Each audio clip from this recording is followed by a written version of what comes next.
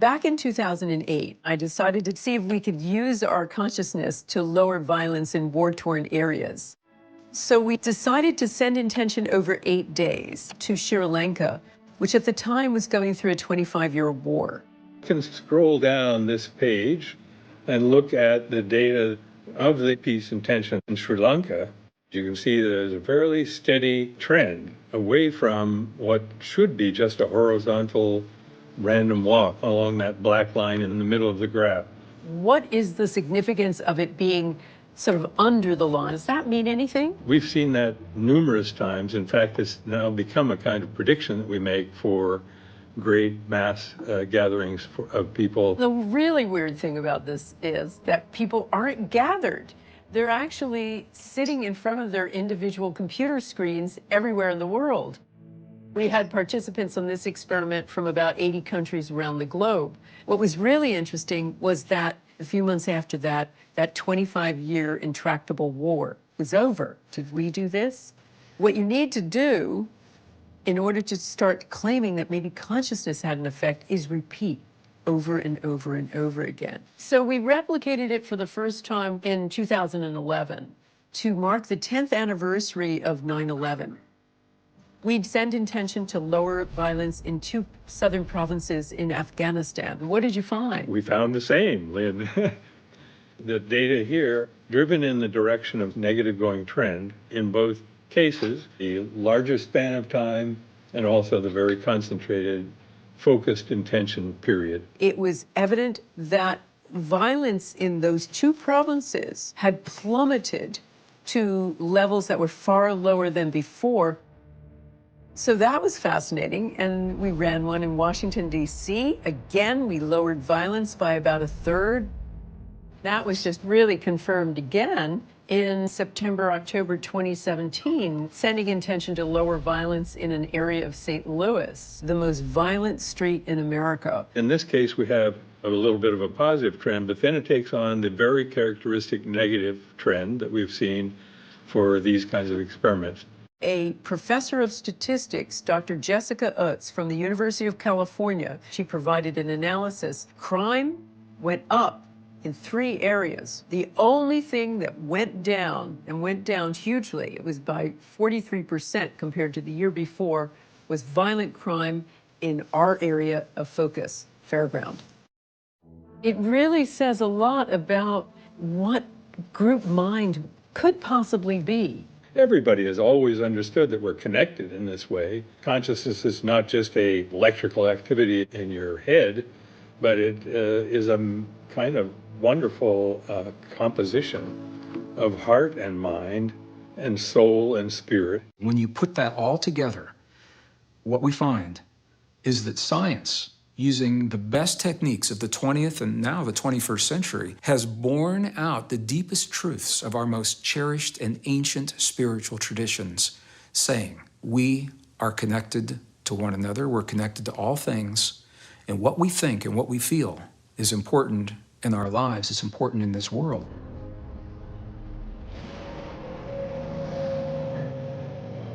During the last years, in the late 1980s, the Cold War, when the 2 superpowers at that time, the former Soviet Union and the United States of America, they came this close to doing the unthinkable and to unleashing nuclear weapons upon this world and civilian populations in a way that we've never seen.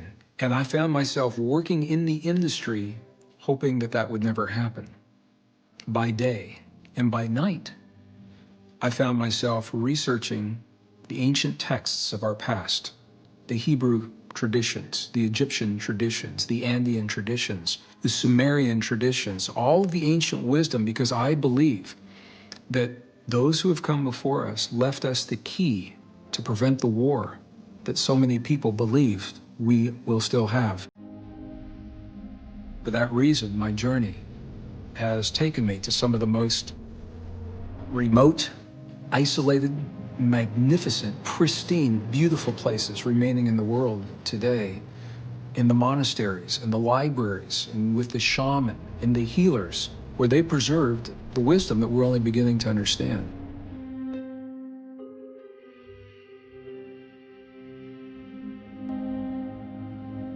One evening, I climbed to the top of Mount Sinai. I was alone, and as the last rays of the sun set behind the desert, the beauty overwhelmed me. And this feeling welled up inside of me. I asked myself a question, and it was about my life and my role in the world. If I left this world in this moment, if I died now, and I looked back on my life and knew I could never come back, would I feel complete with this lifetime? And before the question was even finished, this feeling inside of me was screaming, no, no, I would not feel complete.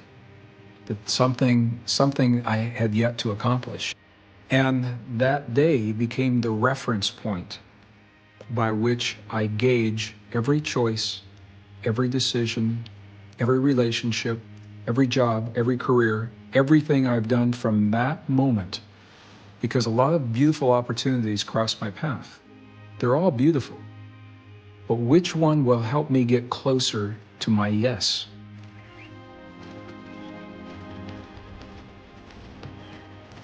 We now come to Qumran, the place where over 960 documents ultimately were found. Some of them 2,200 years old. One of the most powerful documents, the War Scroll. It says that from the time the first humans have walked this earth, there have been beings who are what are called the Watchers. The Watchers are the ones that record with objectivity the sons of lightness and the sons of darkness. In the end, one last great conflict between darkness and light, and the texts give us a choice. Will we perpetuate this cycle of darkness, suffering, and war? Or will we wake up and choose a new cycle, a cycle of peace and cooperation? They always give us a choice. Will we choose peace?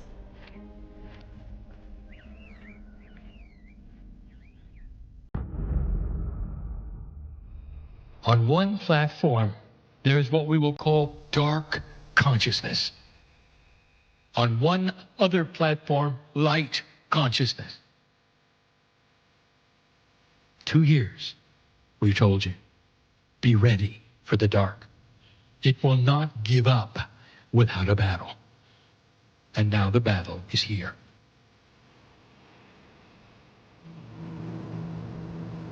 It's all over the news. Everything that they are doing is calculated to scare you to death. Fear is black. If you shine your light and staying out of fear, the whole world will be brighter for it. Nothing can survive your light. Nothing.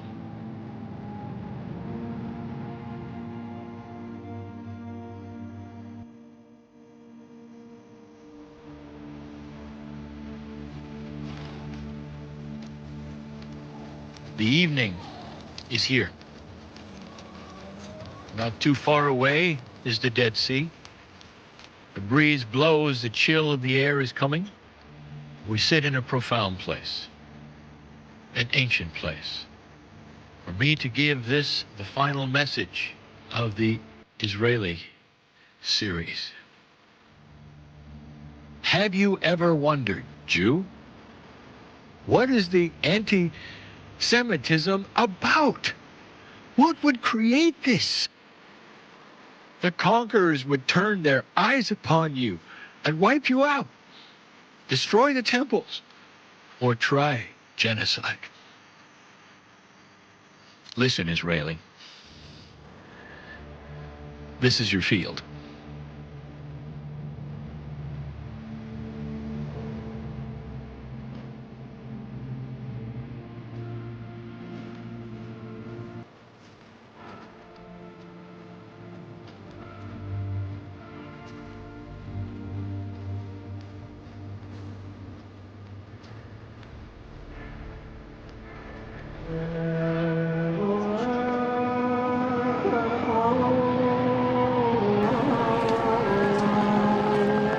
And so it is we start the journey. The city on the hill is where you are. This is and always has been the symbol for the new Jerusalem in a world of peace.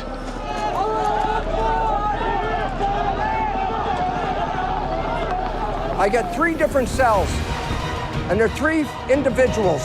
One individual is Muslim, another individual is Jewish, another individual is Christian. Where's the difference come from? The difference is programming. Why is it important? The source is the same.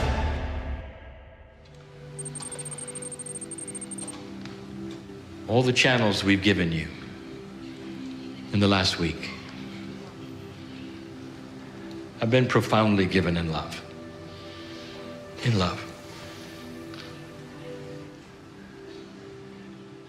The term the chosen ones refer to the Jews, chosen to bring this planet a monotheistic God, a one God, that the one God would then be seen by the planet, and eventually the entire planet would be unified with one God. But you're not done. And the next part is as hard as the first, because it is planetary as well. Dear ones, listen clearly. You are chosen to bring peace here. When will this end? It's going to be so difficult. It's not just us, you know, it's them. The situation is more than difficult, it's untenable. There is no solution that you can see. But there is. And you do it with consciousness. That's what you're chosen for. The hardest thing the planet will ever see. Peace in the region.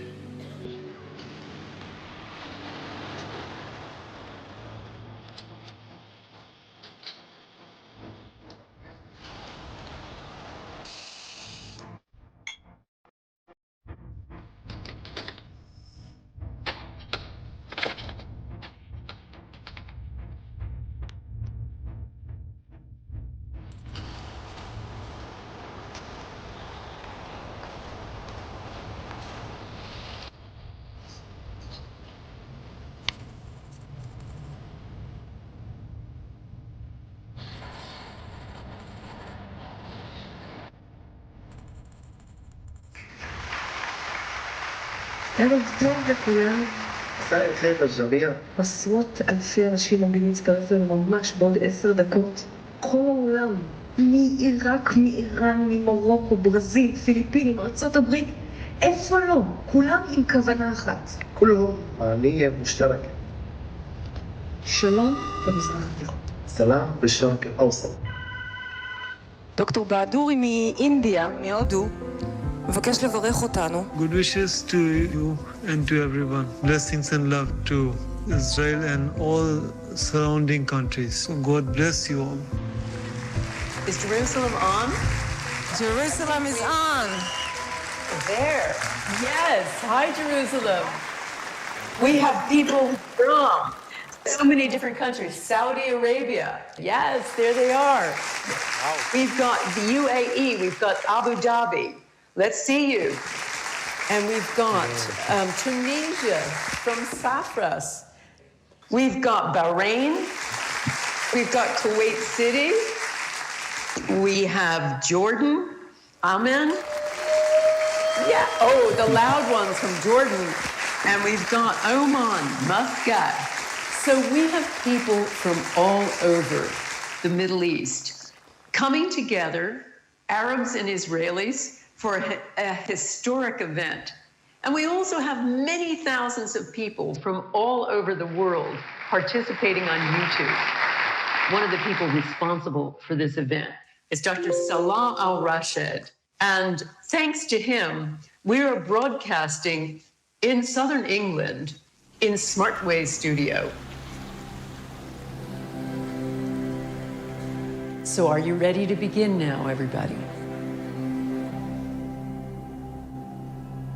एक चिंतन करिए कि एक स्वर्णिम आभा इस पृथ्वी पे चारों ओर फैल रही है। Our intention is to lower violence and restore peace in the old city of Jerusalem by at least 10% or more. Imagine it with your five senses. See people putting down their weapons. See people restoring peace there. See people hugging each other, hugging strangers, reaching across the aisle. Hold those intentions in your mind as you imagine yourself holding the hands of everyone on either side of you. If you're watching on YouTube, imagine you're holding the hands of everybody, all the thousands of people on this call.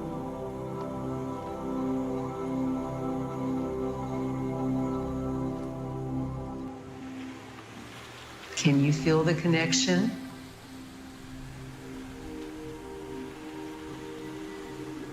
Are you seeing peace?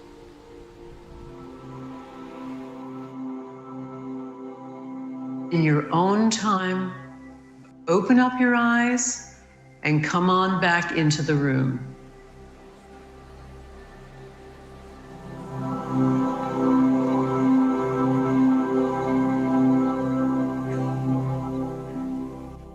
Would anybody like to talk to us about how that felt? Yes. So we have someone from Amman. Amman. How are you? It is amazing experience. We all here crying, our tears falling down. Like a commercial that you see on the road, and it was written, the peace is already here. Yes. Jeddah in Saudi Arabia. I saw myself there. I felt very strong love for the Jews, in spite of our raising up to hate the Jews. We live in Jerusalem. We know it personally. This is so emotional. And I've seen the four quarters of the old city as the four rooms of my personal heart. Yes, you're on Abu Dhabi. Israelis are dancing, the Palestinians, they hug each other, and we are with the Israelis. Like we share peace and love. Tunisia. Yes, Tunisia. I saw a lot of children running, and there is a lot of loud voice of laughing. You took me to the place I really love. I saw there many days, lots of people laughing, lots of joy and happiness. I wish I could stay there. I wish I didn't come back. My name is Lady from Jerusalem. It's so overwhelming, the possibility to be connected with you, our sisters in Amman and in Damascus and in Iran and all over. We are thousands saying enough. It's about time to unite. We are one. It's time of compassion. My name is Fatima Salemi, and the peace in Arabic means salam, and my name is Salami. So I feel in peace, I feel in love, I love you, for God is my God. I love you.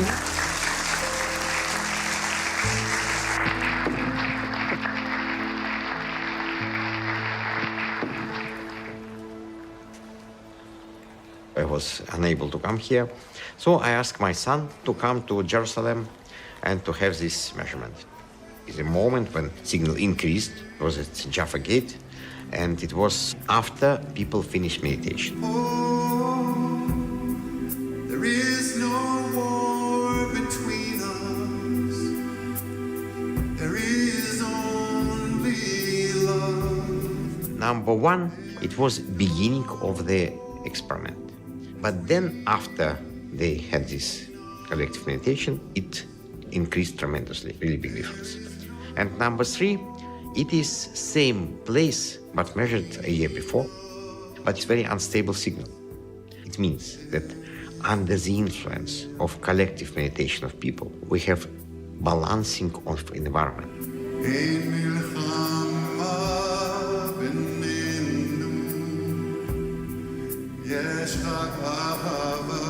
What did the water respond?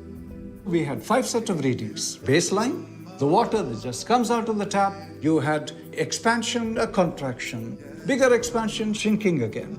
Inconsistency. The meditation began. Suddenly up, suddenly down, suddenly shooting up and going down. The water, when the experiment ended, various levels of spikiness. After the meditation was done, everybody shared their heart. Tears came out, deep compassion, deep love.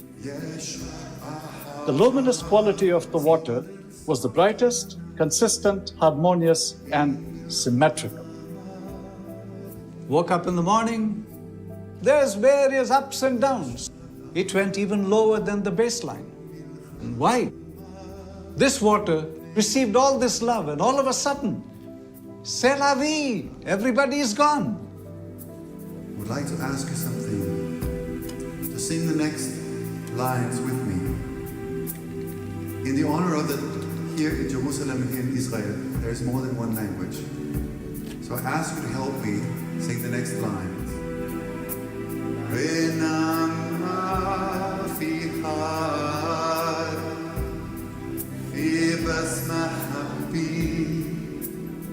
Sing it again.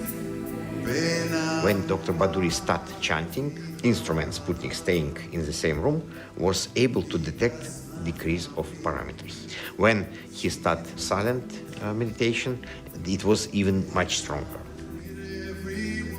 When people meditate, it decreases the level of radioactivity, it decreases the level of noise, electromagnetic noise, and it makes everything much more harmonized.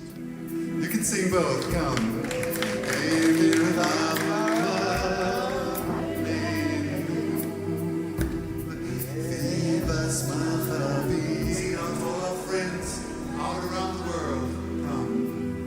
We looked at the data. It consists of 32 instruments placed all around the world, mostly Europe and America, but some in Australia, some in Japan. And you can see in this case, very characteristic trend exactly during the event itself. What your work does that's so amazing is Western mind needs proof. When we do the statistics, we gradually gather 500 experiments into one composite database. And when we look at the statistics for that, the departure from what's expected for random number generators is what the physicists call 7 sigma. The chance of that happening is 1 in a trillion. It's basically a way of saying that we're pretty sure there's an effect. The charts and the graphs can show the field is real. It exists.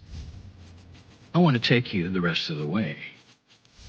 You look into the eyes of the infant for the first time. What do you say? Mom, what could you say? What could you say? I'm going to be with you all your lives. I'm going to protect you. I'm going to love you. There is no measure to this. There's no measure. Emerging from you, life, put on your chest, open its eyes, and there he or she is. Oh. The scientists can't go there with the charts and the graphs and all that they have, but I can, you see. You came for science, you're getting love. And then you find out that love may be a complement of science. That's why I came. Perhaps that's why you came too.